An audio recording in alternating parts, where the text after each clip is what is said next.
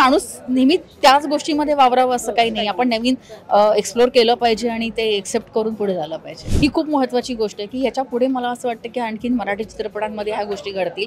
मग तेव्हा सगळं खूप साधं असायचं. आता खूप असं ग्लॅमर आहे त्या गोष्टीला, खूप झगमगाट आहे. पण तेव्हा तो साधेपणा असायचा जो खूप भावायचा. हॅलो हाय नमस्कार, मी मज्जा गर्ल अंकिता लोखंडे. जी चित्रगौरव 2024 रेड कार्पेट सुरू आहे. प्रिया मॅमने एंट्री घेतली. कसे आहात? खूप छान, झकास, धमाल. म्हणजे एक्झॅक्टली. आणि काय म्हणतात, साडी काय म्हणतात, कपाट खोलायचं, आवडती साडी काढायची आणि नेसायची. तेच म्हणजे काय असतं, मी दिवाळीमध्ये साड्या घेऊन ठेवलेल्या असतात ज्या मी दिवाळीमध्ये नेसत नाही. त्या अशा मग चित्रगौरव, महाराष्ट्राचा फेवरेट कोण वगैरे अशा मग ह्याला नेसायच्या साड्या. मी नेहमी एक नोटीस केलंय, तुम्हाला ज्वेलरी सोबत एक विशेष प्रेम आहे आणि आजची पण टेम्पल ज्वेलरी ही तितकीच विशेष आहे. काय सांगा? मला असं आवडतं, कलेक्शन खूप आहे माझ्याकडे आणि मी ते घेत असते. आणि स्पेशली जेव्हा जे मोठे मोठे एक्झिबिशन्स लागतात ना, तिथे ज्वेलरीज खूप छान मिळतात.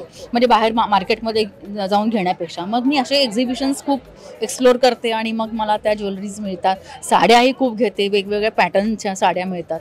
तर मी शॉपहोलिक म्हणता येणार नाही, पण मला आवडतं काही गोष्टी खरेदी करायला. अगदीच. पण रेड कार्पेट सुरू आहे, अल्फापासून तुम्ही जोडलेले आहात. तेव्हाचं रेड कार्पेट किंवा तेव्हाचे फंक्शन्स आणि आत्ताचे फंक्शन्स, काय फरक जाणवतो किंवा किती बदललं? खूप साधं आहे आता सगळं. मग तेव्हा सगळं खूप साधं असायचं. आता खूप असं ग्लॅमर आहे त्या गोष्टीला, खूप झगमगाट आहे. पण तेव्हा तो साधेपणा असायचा जो खूप भावायचा. तिथनं तेव्हाचे ॲक्ट जे होते ते खूप ते नाटकाच्या ह्याच्यामधून आलेले ॲक्ट असायचे. तेव्हा वेगळे स्किट्स बनवले जायचे नाहीत. प्रोग्राम्स म्हणजे परफॉर्मन्स व्हायचे ते सुद्धा लावण्या वगैरे अशा प्रकारे व्हायचे. त्यामुळे ते आपल्या संस्कृतीला, त्या जुन्या गोष्टींची नाळ तिथे जोडलेली असायची.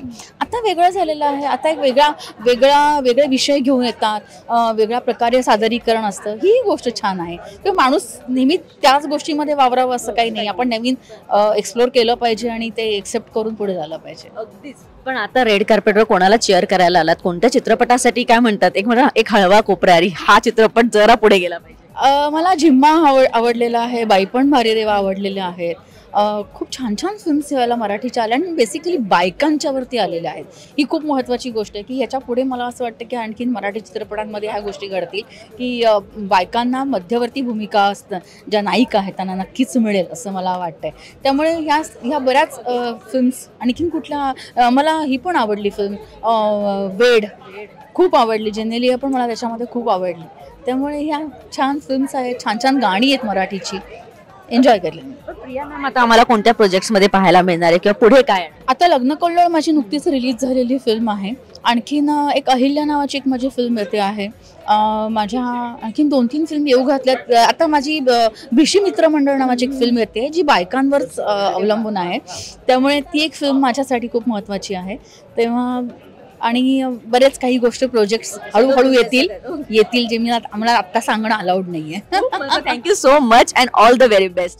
मराठी चित्रपटसृष्टीतील लेटेस्ट अपडेट्स आणि गॉसिपसाठी आमच्या चॅनेलला सबस्क्राईब करा आणि बेल ऐकन दाबायला विसरू नका.